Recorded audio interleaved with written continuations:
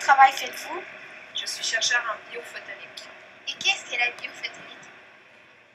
La biophotonique, c'est l'utilisation des photons, donc de la lumière, pour des applications en biologie. Donc, mettons, dans le domaine biomédical, l'agroalimentaire, l'environnement, comme, admettons, tester des échantillons d'eau ou tester des échantillons alimentaires. Donc, c'est ce genre de choses-là qu'on fait. Travailler dans un laboratoire? Oui, comme en ce moment, on est dans un laboratoire. Donc, ça, c'est un des laboratoires dans lesquels je travaille. Puisque vous travaillez dans un laboratoire, est-ce que c'est dangereux? Ce qui est important, c'est de suivre les mesures de sécurité, donc les bonnes pratiques de laboratoire. Donc, si on suit toutes ces règles-là, ben, c'est pas dangereux. Est-ce que vous travaillez seul ou en équipe? On travaille toujours en équipe sur les projets de recherche. Donc, on va chercher les éléments, les gens qui vont apporter des compétences pour réussir à faire le projet. Donc, il va y avoir des gens plus d'un point de vue mécanique, il va y avoir des gens plus en biophotonique, il va y avoir des gens en design. Donc, ça dépend des requis des projets, mais on travaille toujours en équipe. Et sur quel projet travaillez-vous maintenant? En ce moment, je suis en congé de maternité. Quelles sont vos réalisations et est-ce que vous pouvez nous expliquer c'est quoi? OK. Depuis que je suis ici, j'ai travaillé sur plusieurs projets de recherche. Il y a des projets sur lesquels j'ai fait juste des toutes petites sections, puis il y a des projets sur lesquels j'ai travaillé pendant plusieurs années. Donc, je vais plus vous parler de ces projets-là. Admettons, je vais vous en présenter trois. Donc, il y en a un, ça s'appelait le biocapteur. Donc, le biocapteur, on avait une problématique, il fallait réussir à détecter des bactéries pathogènes dans de la viande. Donc, c'était vraiment la problématique. Il fallait développer d'un côté le test pour réussir à détecter les bactéries pathogènes. Puis, on a développé aussi le lecteur qui allait avec le test, donc pour réussir à imager la bactérie qu'on avait détectée. Donc, c'est vraiment des applications agroalimentaires.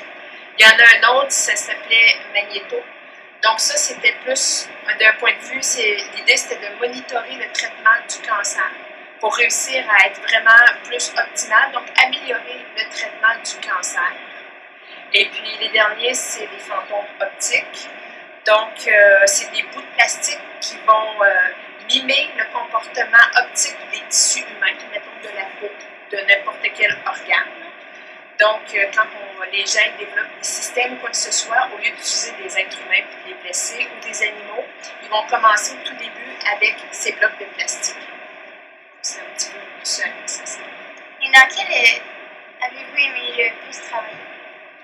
Moi, j'ai bien aimé les fantômes.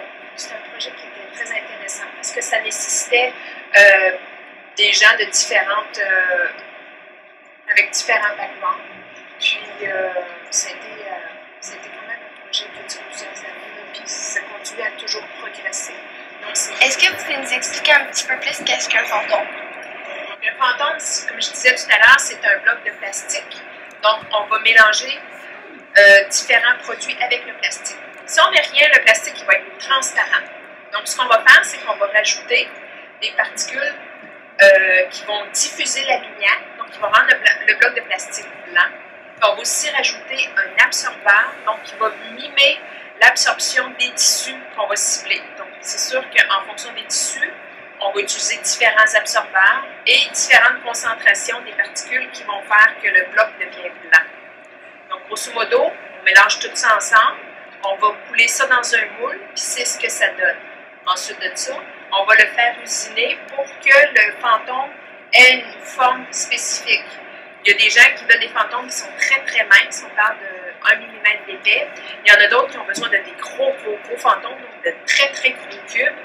Alors qu'il y en a d'autres qui ont besoin des fantômes qui vont avoir la forme d'une souris ou qui vont avoir la forme plus d'un rein. Donc, ça dépend des applications. Donc, chaque client va donner ses requis. Puis nous, on va utiliser des moules différents en fonction de ce qu'on cherche à obtenir. Puis on va le faire usiner. Donc, c'est un petit peu comment ça fonctionne. Puis si on prend une lumière et puis qu'on éclaire notre doigt, admettons une lumière rouge, on va voir la lumière qui va passer au travers de notre doigt. Donc, ça va faire